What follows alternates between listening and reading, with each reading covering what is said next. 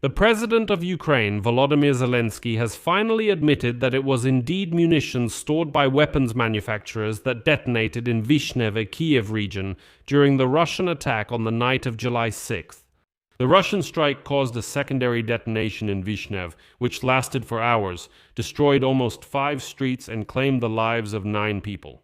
The official version changed over these days, from cluster munitions to, ultimately, the authorities' admission that the strike hit an ammunition depot belonging to one of Ukroboronprom's enterprises. There are several debates around this. Why was a military depot located next to residential buildings? Who will be held responsible for this? And how did the Russians know exactly where to strike? Zelensky has already stated that there was a critical violation and that those responsible have already been found. So in this episode we will be as neutral as possible regarding the official statements. And we will analyze the situation in Vyshneve from different perspectives without making hasty conclusions, especially where the investigation is still ongoing. And then we'll cover 2 more related topics. A high-profile spy scandal in Rome, where an Italian former intelligence officer was accused of passing air defense data for Ukraine to Moscow, and new strikes on Ukrainian cities. A Russian missile strike with shrapnel on Kyiv. And a strike with glide bombs on a crowded place in the city of Sumy on July 11th. My name is Alexei Pechi. Let's discuss all these topics together. But before we start, I ask you to subscribe to this YouTube channel. We are moving towards the milestone of 300,000 subscribers, so I would be grateful if you personally joined this YouTube channel.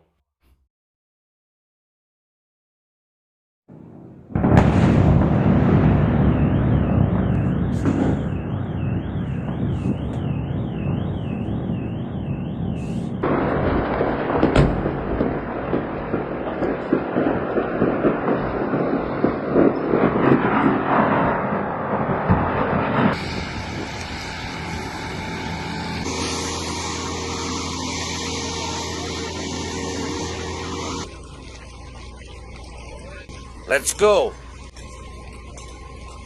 There, I saw it.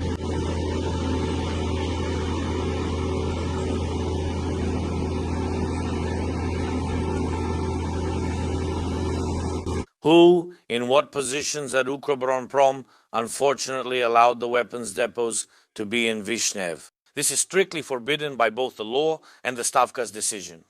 All of this was violated. The specific officials are known, and the state's position is that each of them must be held fairly accountable. The heads of 2 state enterprises acted against the law, against the decision of the Stavka, and against official instructions. The investigation is examining the activities of the deputy heads who were responsible for security. There are also other officials whose actions and decisions will also be analyzed. So, the president of Ukraine, Volodymyr Zelensky, on July 11 lifted the entire veil of mystery over the incident in Vyshneve, Kyiv region. But let's take everything step by step.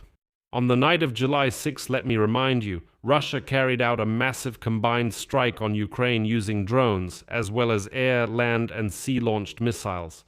According to official data, Ukraine's air defense neutralized 363 out of 490 targets. However, there were confirmed hits from 29 ballistic missiles and 18 attack drones at 34 locations. And then it became obvious that Ukraine's air defense had big problems with missiles because not a single ballistic missile was shot down that night.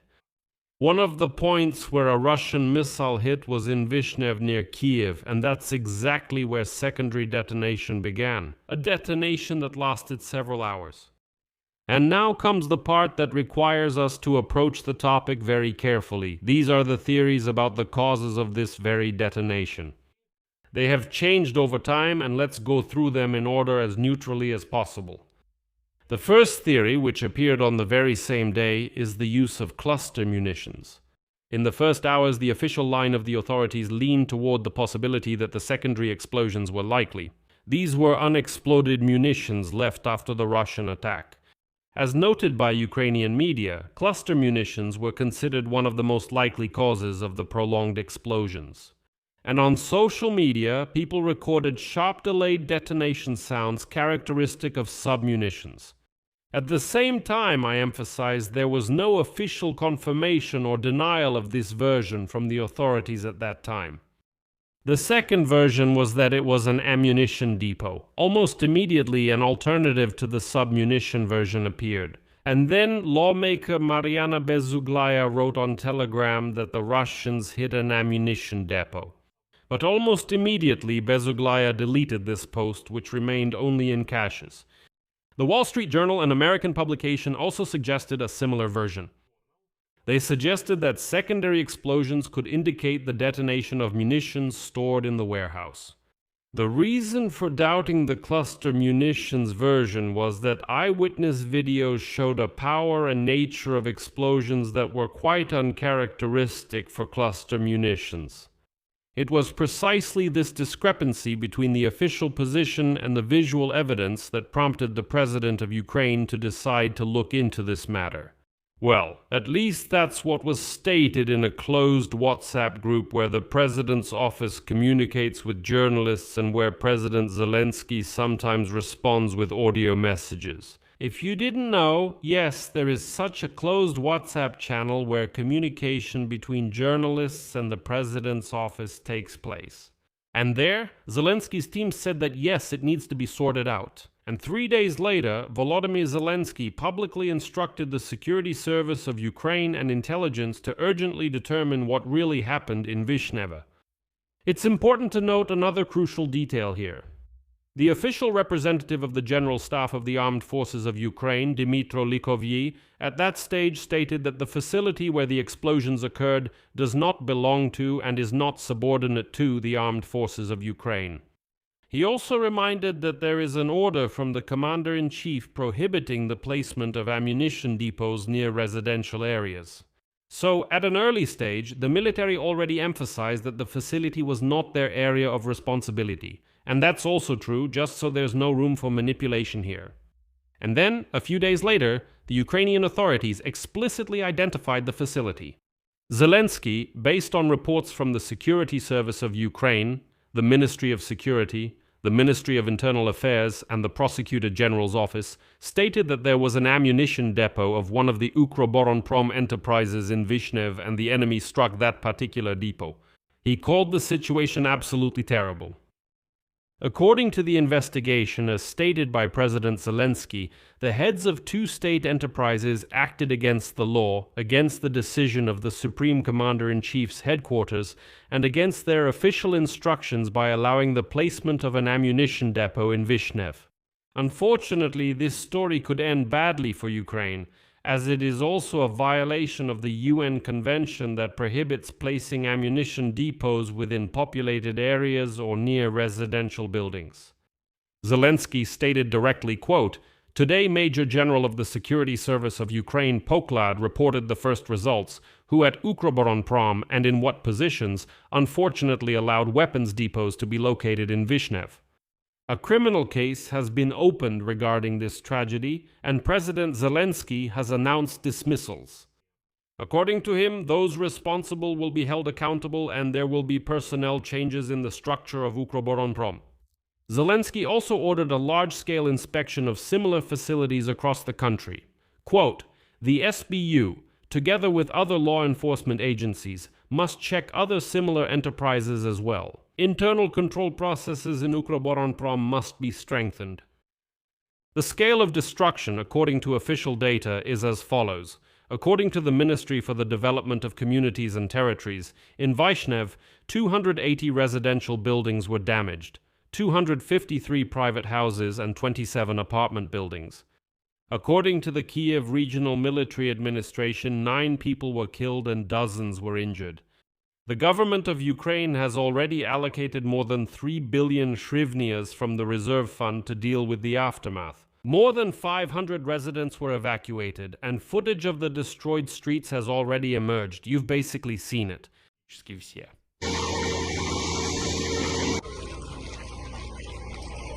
To be continued.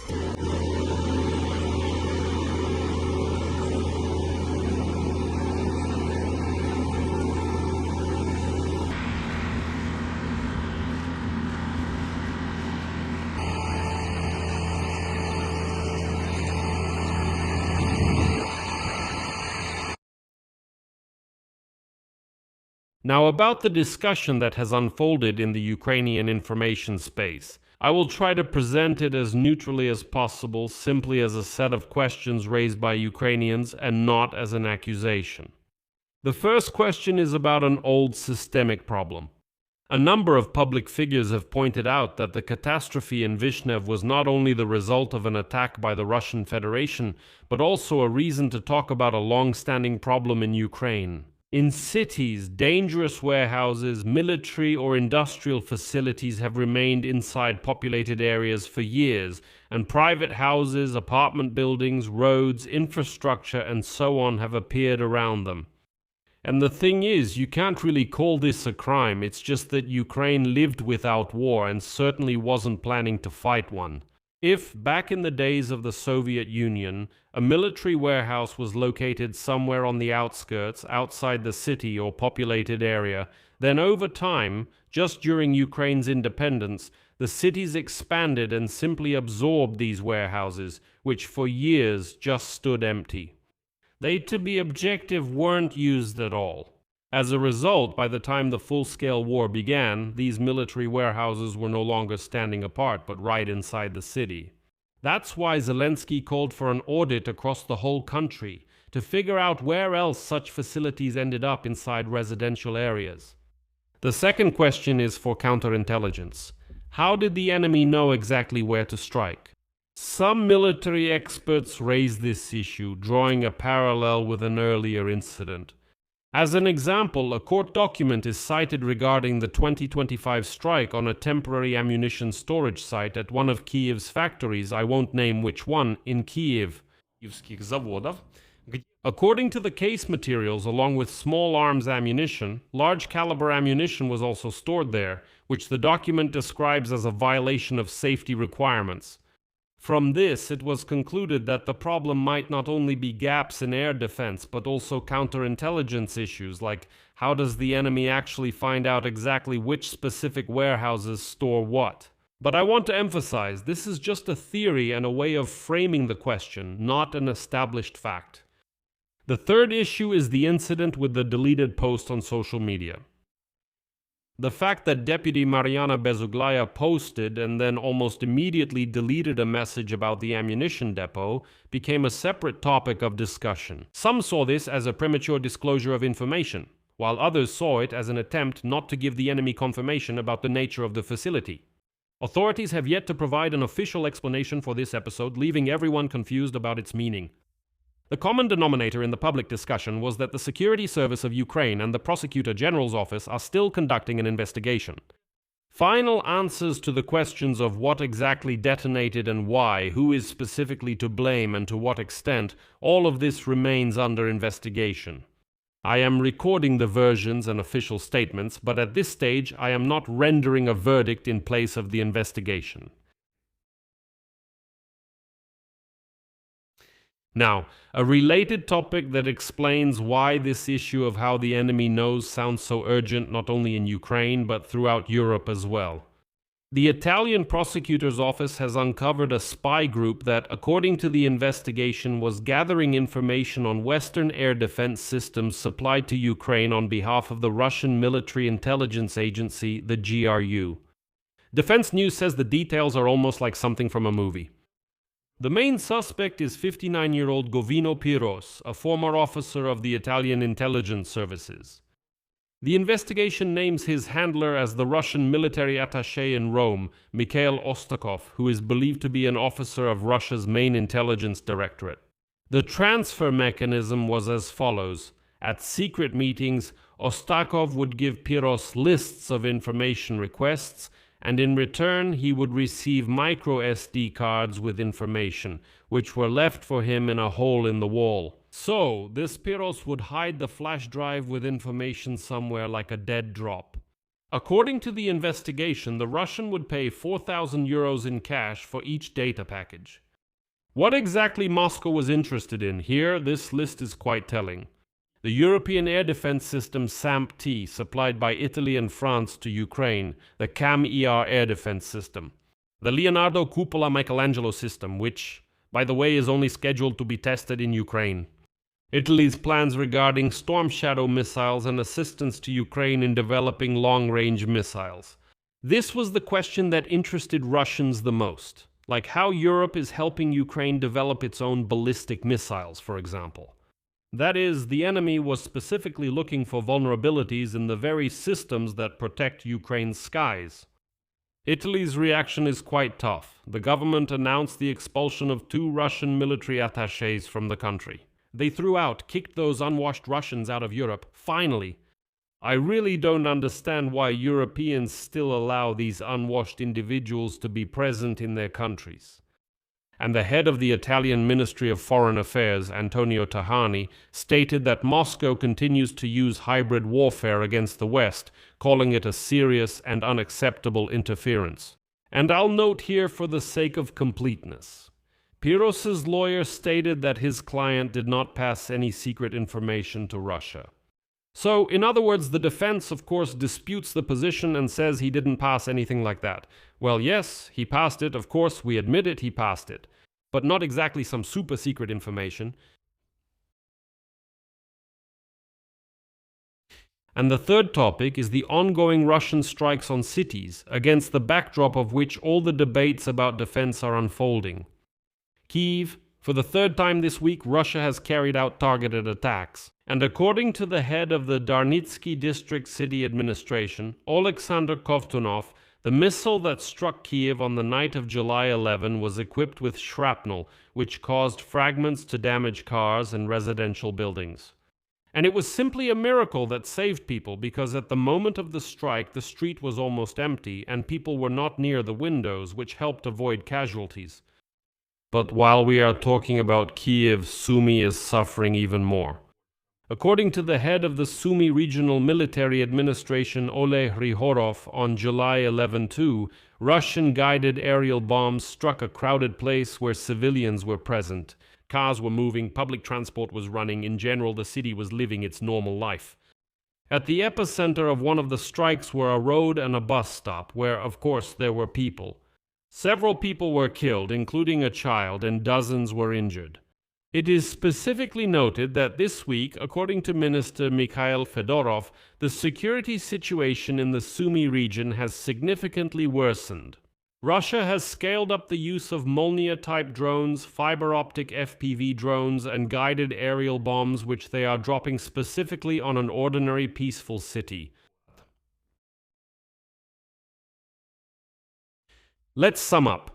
As of today, the official picture regarding Vyshneve is as follows. The Russian strike hit an ammunition depot of the Ukroboronprom enterprise, which, according to the investigation, was placed in violation of regulations near residential housing.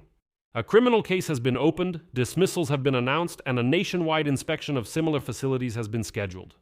At the same time, there are a number of questions. What exactly detonated, why the facility was located near residential buildings, and how the enemy selected the target. This remains within the investigation's scope, and we're intentionally not speculating at this time. At the same time, there's the spy scandal in Rome, which shows how persistently Moscow is looking for vulnerabilities in Western air defense systems for Ukraine, and new strikes on Kyiv and Sumy, reminding us why this air defense is needed in the first place. That's why the issue of protection, both physical and informational, is especially urgent for Ukraine today. I will follow the official results of the investigation into Vyshneve and keep you updated on this YouTube channel. That's everything based on facts, not just guesses. So subscribe to this YouTube channel, make sure to subscribe because we're moving toward the 300,000 subscribers mark. Share your opinions and conclusions in the comments under this episode. Leave a like and hit the bell. That's all for now. Take care of yourselves. Goodbye, everyone.